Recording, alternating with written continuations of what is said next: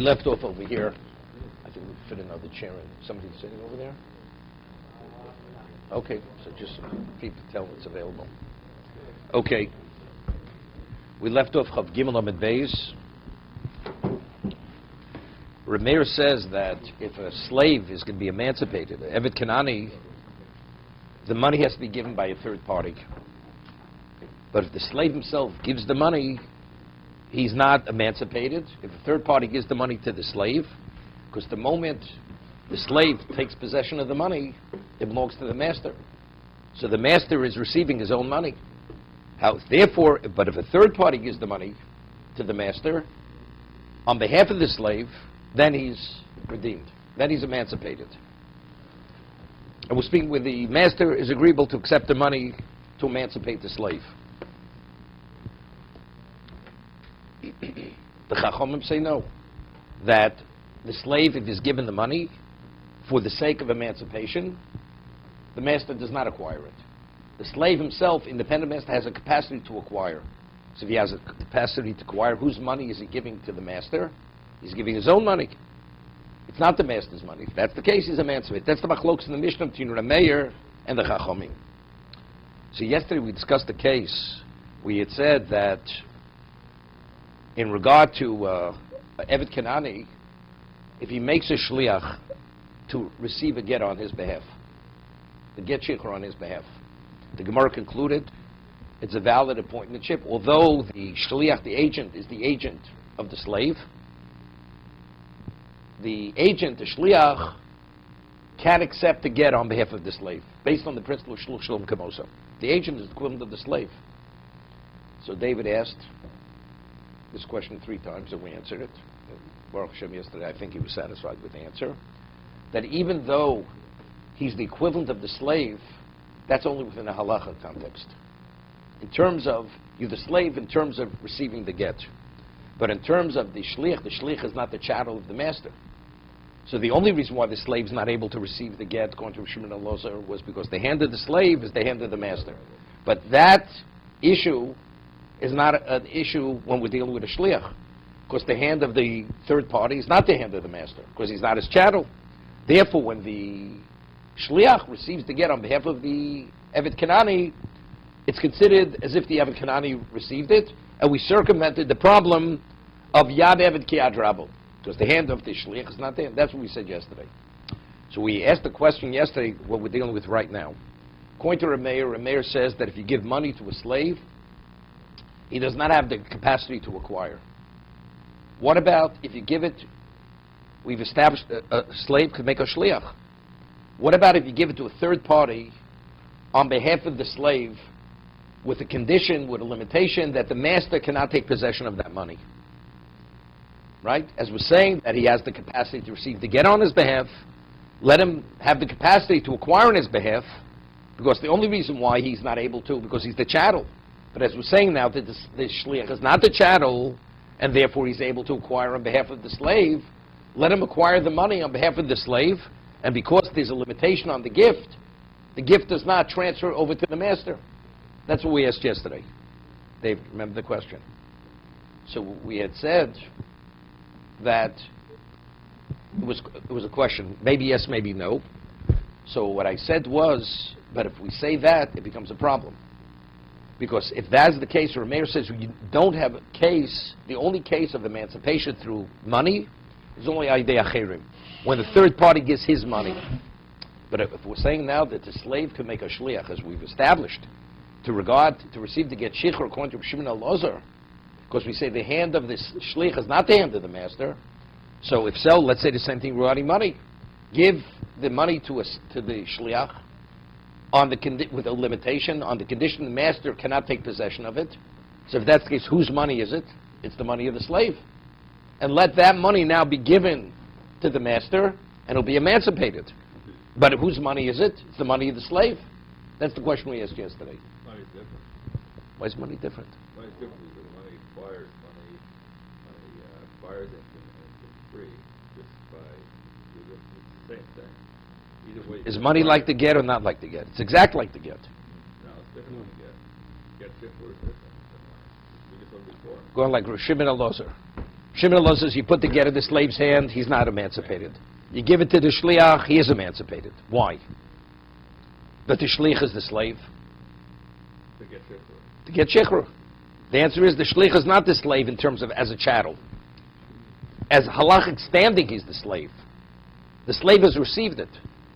But in terms of the possession of the master, hasn't received it. The shliach is not the possession of the master. The question is money. Why is money? So by money, we could say the same thing. Rameir says there is no case where the slave is able to possess anything in his own right. Why? We have a case. You point a shliach, which he's qualified to point a shliach, give the gift to the shliach, on the condition the master has no right to it. So as a result of that, the shliach is able to acquire on behalf of the slave, and it doesn't shift, transfer now to the master. Now that money now is given to the master. Whose money has been given to the master? The slave's money. And he's emancipated. So what does Rameir say? There's no case where the slave is giving his own money to the master. We have a case. As according to Rav Shimon Elazar, we have the case of Get Shichur. When he appoints a shliach, according to Rameir, we have a case where he emancipates himself through money, where the acquisition of the money came about through a shliach. That's the question we asked yesterday.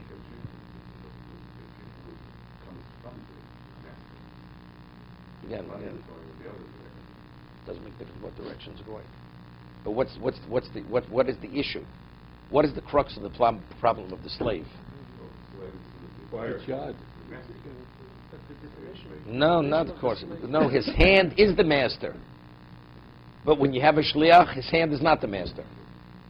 So if that's the case, the shliach has a capacity to acquire.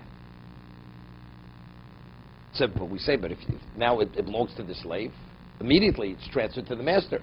But what about if the gift is given on the condition that the master cannot benefit from that? So you put a limitation on that gift. It's a limited gift. So if that's the case, whose money does it remain? It should remain the slave's money.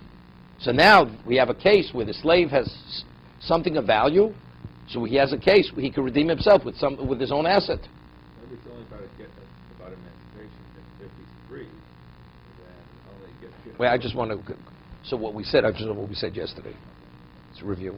See how important it is to review. We said it yesterday. We have to repeat it. Okay. So we said yesterday, originally the Gemara had a question: could a slave make a shlich or not? And the Gemara presented both sides of the issue. But why did Rabbah say he can? Gzeres hakosov lo lo misha. Have a gzeres shava. As a woman can, he can. In which context?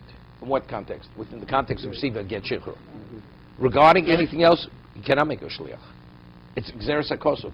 So if that is the case, so we don't have a case where a slave can make a shliach to make an acquisition on his behalf. He cannot. So if that's the case, you have no case where a third party could represent the slave to acquire. So if that's the case, Rameir, we have no case where money is given on his behalf for emancipation unless it's a third party's money. Never a case where it's his money. Only Ali de Acherim. Money. It's only a third party's money. Never his money. Only a third. Never the slave's money. Because the slave cannot acquire under any circumstance.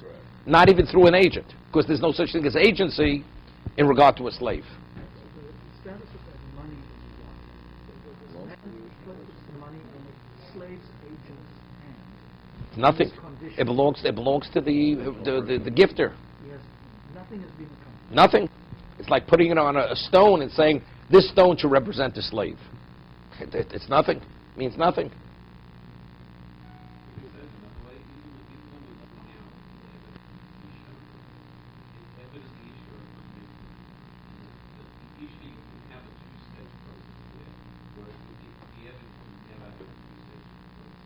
So what? But why is the get shikhr different? The get shikhr is identical. It's one and the same. The same rationale for the get should be applied for the hand of the slave is the hand of the master. That's one step, right? Putting it in the slave's hands, putting it in the master's hand.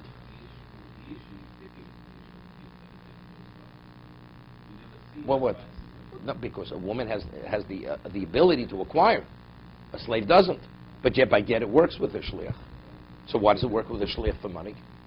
For an acquisition? Because the answer is get is an exception. Gzeres hakosov, it's limited to get. So I found the Ritva says this explicitly. He says, it's clear that he cannot make a shlich outside of get, because the Mishnah says, according to the mayor, the only way he could be redeemed through money is only if the money belongs to a third party. And he says, if in fact he is able to make a shliach, we have a case where the shlich acquires on his behalf, and it's a limited gift. So if that's the case, it's no different than get. And yet the Mishnah says it's only kesef al yedei acherim. He could only be emancipated only if it's a third party's money. So that clearly confirms that outside of receiving the get, he cannot appoint a shaliach. That's the Ritva. That's what the Ritva says. Exact, and that was the brought because it's only. Third party wants to redeem another person's slave with money, and he puts money in the master's name. How does the slave become a master? And the master is agreeable to accept it. He's agreeable. So that the Gemara says on the first side of the page. What's the mechanics of it? The mechanics is because the Torah says when a master receives money and he is agreeable to release the slave is released. That's emancipation. So the Gemara made a differentiation. In terms of receiving the writ of emancipation, the slave must receive that. So for the slave to receive that, the third party, it has to be a schus. But according to Rameir, even though Rameir's it's a detriment. So the Gemara asks, so if that's the case, how could a third party give money on behalf of the slave, even unbeknown to him? It's a detriment. So the Gemara says it has nothing to do with the slave. We don't have to consult with the slave. As long as the master is agreeable to accept the money for the sake of emancipation, he's redeemed. So the money doesn't have to belong to the slave, and the slave, whether he's agreeable or not agreeable, he's emancipated. As long as the master is agreeable to accept the money for the sake of emancipation. No, he has to be agreeable that he wants to take the get shikha. The slave, because it's chov. Right. Because emancipation is a chov. It's a detriment to him. So the only way the third party could represent him is only if it's a schus. It's not a schus, he can't represent him. So when that third party does it, he has to have a certain kind of intent. Because if the third party puts the money in the master's hand, and he's thinking to himself, this is a gift to the slave. No, it's understood. That's understood. It's not so clear. What, the master is accepting a gift for the slave? Master doesn't accept a gift for a slave. A slave maybe accepts a gift for a master, not the master for the slave. He makes this clearly to the man. I'm giving you the money to emancipate your slave. That's all he says. The money I'm giving you to be yours, that your slave should be freed. And he accepts it as that. The man's got to be careful not to think that the money is a gift to the slave. The slave is not the discussion here. No, I'm just saying. He says, I want to emancipate that slave. Are you agreeable to accept money on his behalf? Why would Not- somebody ever do such a He feels bad for the slave. okay. So he doesn't have to have the slave doesn't have to own the money. A person has a debt, and I pay the debt to his creditor. Do I say to the creditor, I'm paying off the debt on his behalf, but the money I'm giving is his money. It's my money. It doesn't have to be the debtor's money. Oh, yeah, it is. It's kindness what he's doing. I mean, he could agree with the slave, say, I'm paying off. Now, when you become a free man, you're gonna reimburse me. He could say that to the slave, and the slave could sign a document. When I will be freed, I owe you for the amount of money the outlay of money that you're doing on my behalf. There'll be a chov. He agrees. But it's irrelevant. It's a detriment. But if he signs that document, he has a debt. He has to pay. He has to reimburse the person who bought him out of his slavery.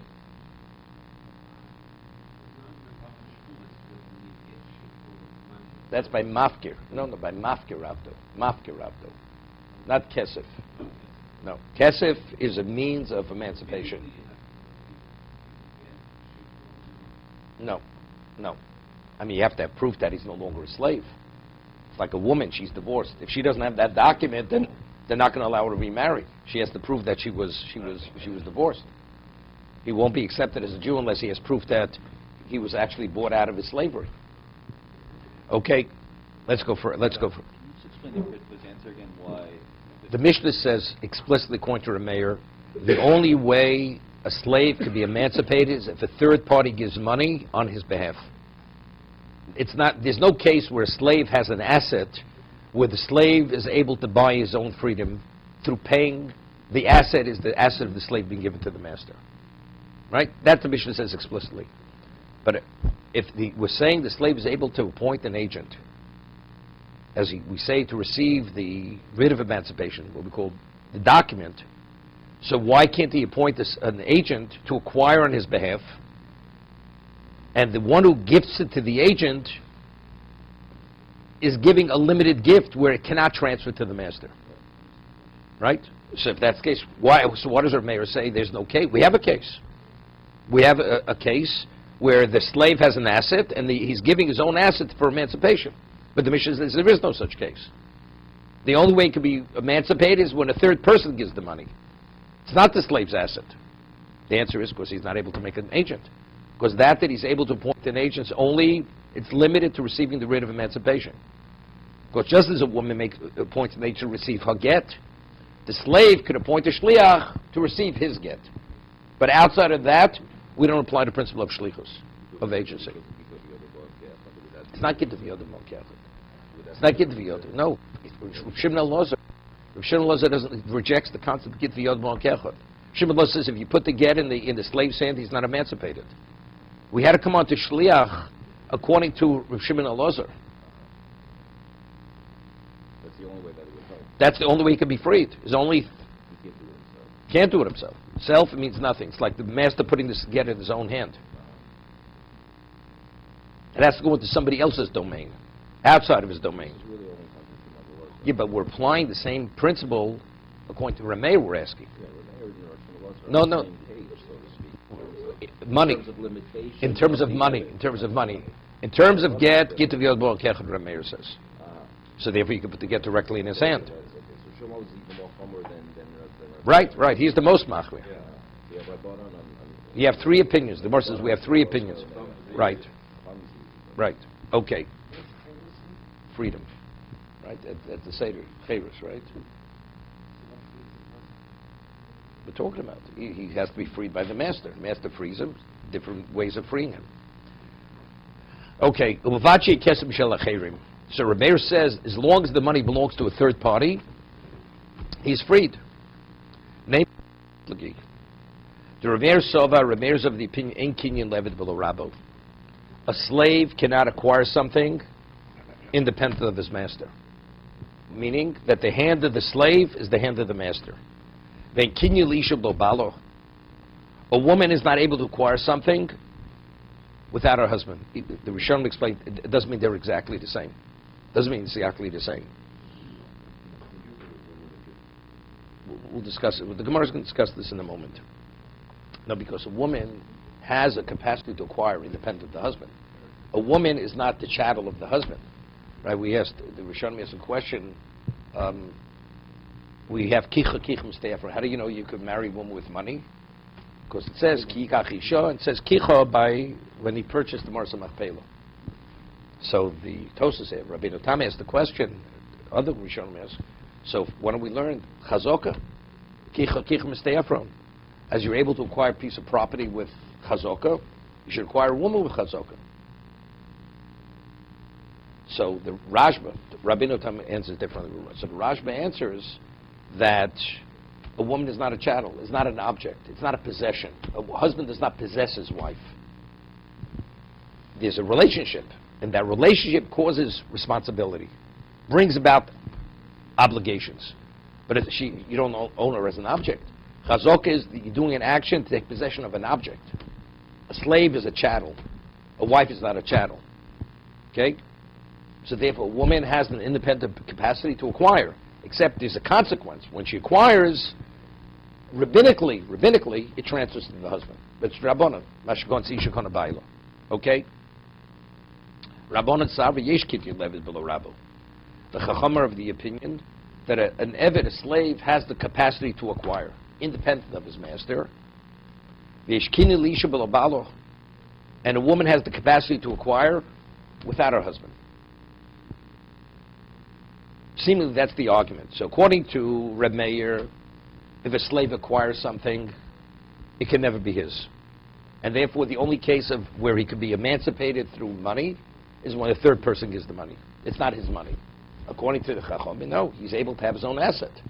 Of course, he has the capacity to acquire independent of the master.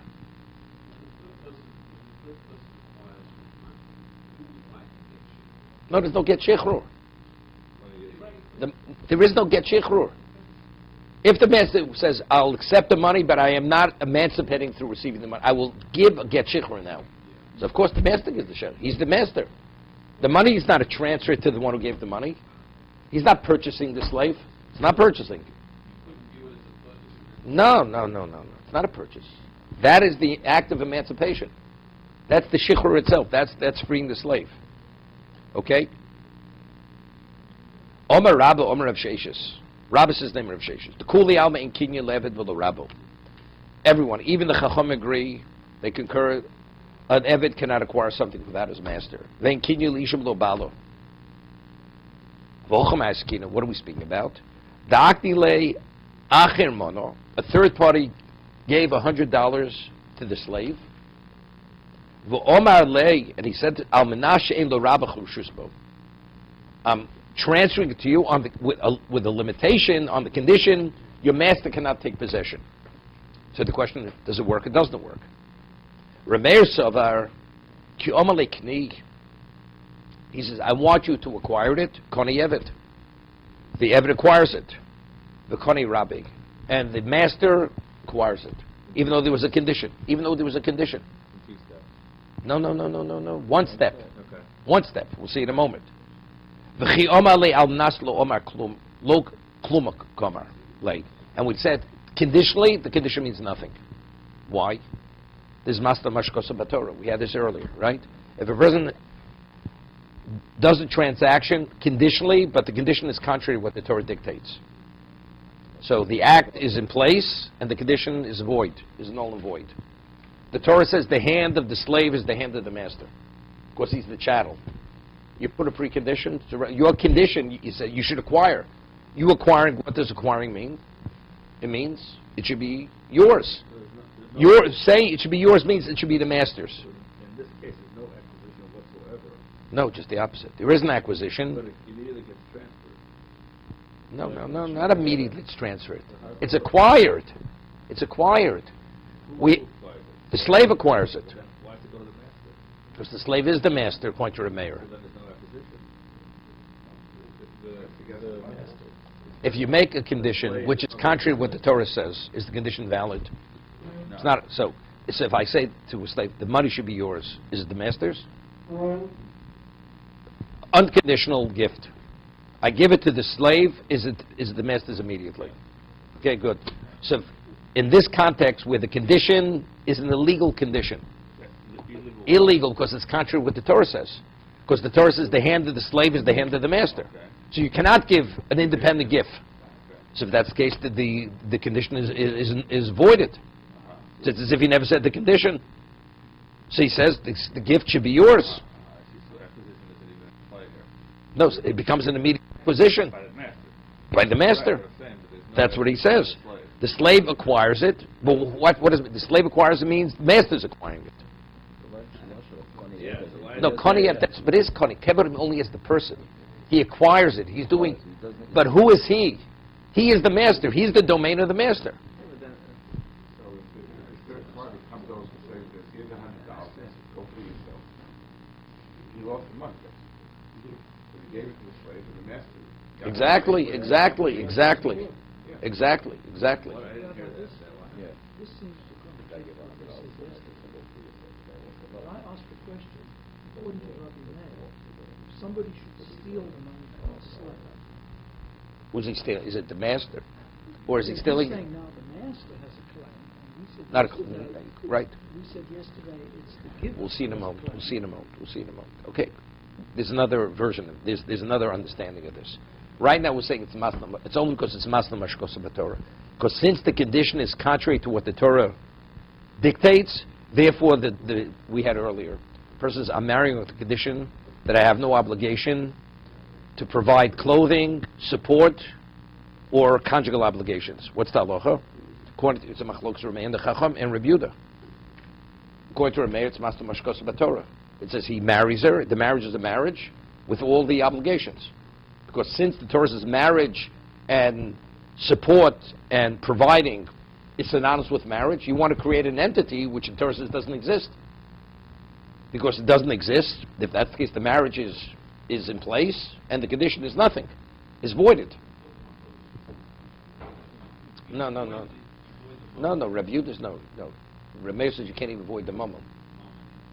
You have to provide the monetary support.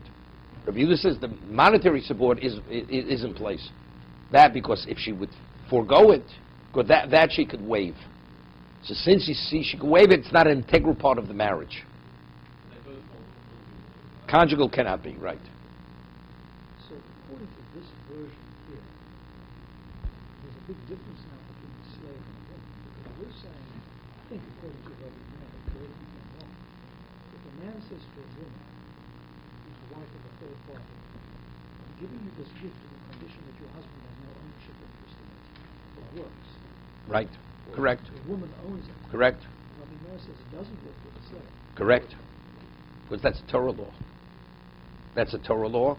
Because the reality is a slave does not have a capacity to acquire.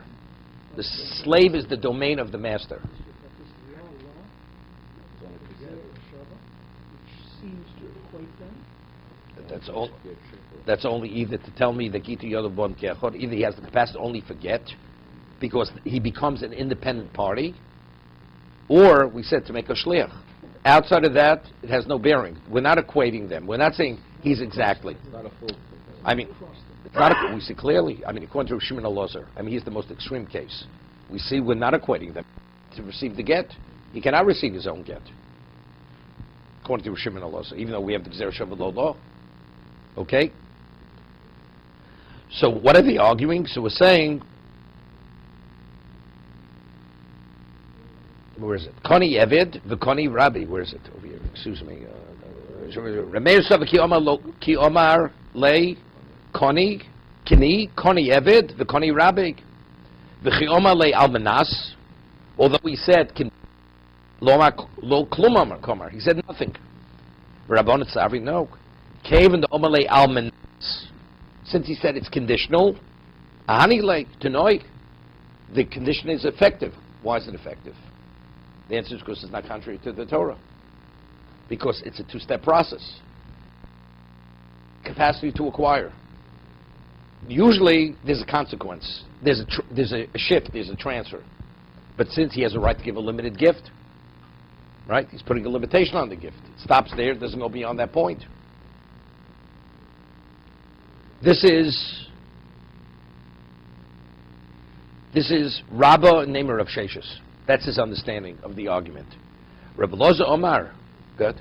So he's saying that Rameir holds that with a condition or without a condition, the slave cannot acquire. That was Condition has nothing to do with acquiring. saying. It's just what is the reality of a slave, Rameir? Chachamim is saying. They're arguing in what the capacity of a slave is. Chachamim is saying that with the condition, he can acquire. Again, but you're taking it from the wrong side. What is the capacity of a slave before we get to the condition? Does a slave have an independent identity because he's a human being and he's an intelligent being? Does he have an independent identity of the master? That's the question. If he has an independent identity, then we could talk about a condition. He acquires, except normally when he acquires, it's transferred. There's an immediate transfer. But if you say he cannot acquire, he has no identity. He is the master. That means it's the master acquiring. So therefore the condition is irrelevant. He's not Masna Mashkos Batorah.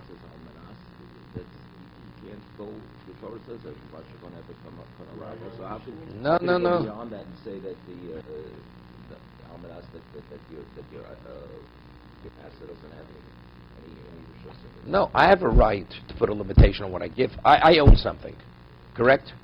If I own something, I have a right to dictate to what degree I'm transferring my ownership rights. That's my right. So if you say the slave is the master, how could I say you're independent of the master when you're not independent of the master? But if factually you are independent master, I have a right to transfer my rights only to the point, not beyond that point.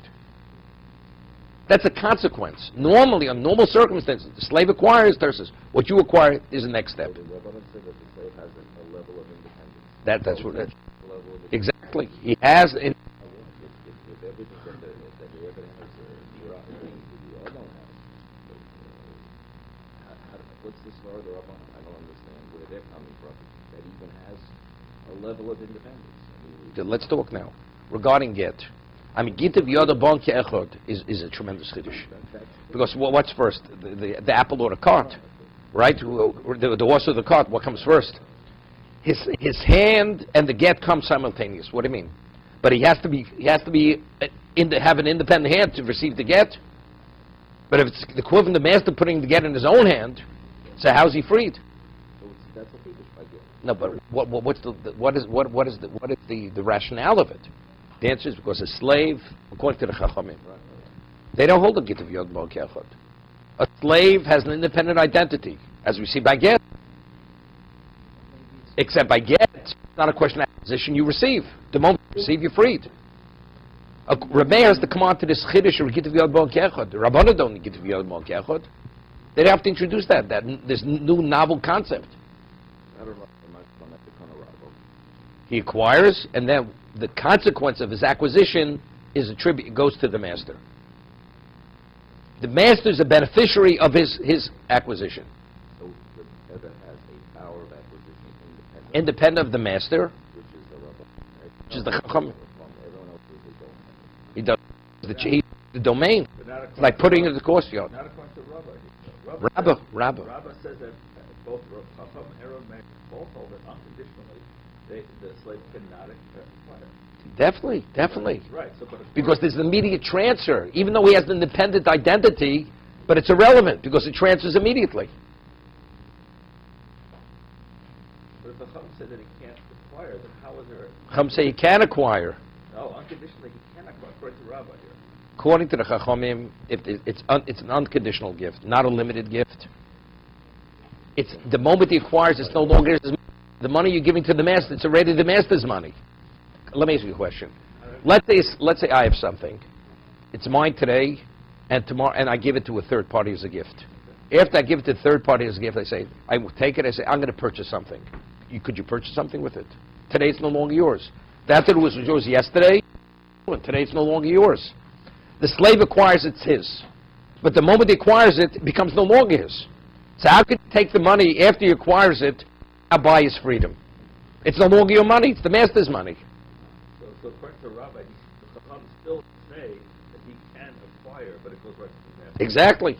So how could he use that money to gain his freedom if the gift is a limited gift? So that's what he was saying. That the Chacham says that he can acquire. And that doesn't violate a master. That's not Master Mashkos Torah, because as a gifter, I have a right to put a limitation, only to a point. The limitation that doesn't mean that the person who's giving it to has that right. Because he doesn't have No, the slave is not dictating this. The gifter is dictating it. The gifter is dictating it. The slave cannot dictate anything. No, but he's dictating something that is against Torah. It's not no. No. So So we're coming up with a case where a slave could own something independent of the master, where the gifter put a limitation on the transfer. That's Rameir. He's saying it into Rameir. This is going into Chachomim now. Rameir says the only case where you could gain your freedom is when a third party buys your freedom for you. The slave cannot give. There's no case where the slave could have an asset where he buys his own freedom. That's Rameir. And that's even through a shliach, we said. Yes. That the husband has no domination. That's not against the Torah. According to Rabbi in the name of Shoshes, where Rabbi Meir says that the master acquires, even though the condition is fixed. Correct? How does that transfer to? Because I said, I want you to acquire. Did he say he wants the slave to acquire? He says, acquire. It's conditional. But what about if the condition is contrary to what the Torah says? Wait, no, so let's talk. man marries a woman on the condition that I have no financial obligation to you. Right? I don't have to clothe you, I don't have to feed you. And the man, right, that's what he says. Otherwise, I don't want the marriage to be a marriage. Either if I have that, I don't want it, and if I don't, the marriage should be a marriage. The law is he's married to that woman, and he has full obligation. He has a full monetary obligation. Not that he gave her no money. He keeps the money, and he has to support her. He gave her something. Besides she keeps. She's married to him. She's married to him, and he has all the obligations of a husband to a wife. Even though initially he was adamant saying, I will not. Because the condition is a legal condition. A condition only stands if it's a condition which meets Torah criteria. This is contrary to the Torah. Because there's no marriage which doesn't have that level of responsibility of a husband to a wife. So he enforces the transaction. The Torah enforces it. The Torah enforces the transaction. Okay, same thing here. No. Here the Torah only enforces half of the transaction. No, full transaction. No. He says, I want you to acquire. He says that I want you to acquire. Who says The gifter. I want you to acquire, but I don't want the master to have any rights to that money. That's what he says. It's a conditional gift. The condition means nothing. It's as if he never said the condition. So if you say to a slave, I want you to acquire, what does that mean? You're putting the object in the domain of the master. The master acquires.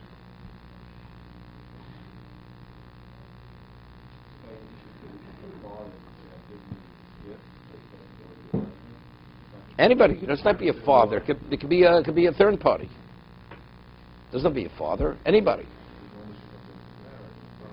That's something else. That's a rabbinic.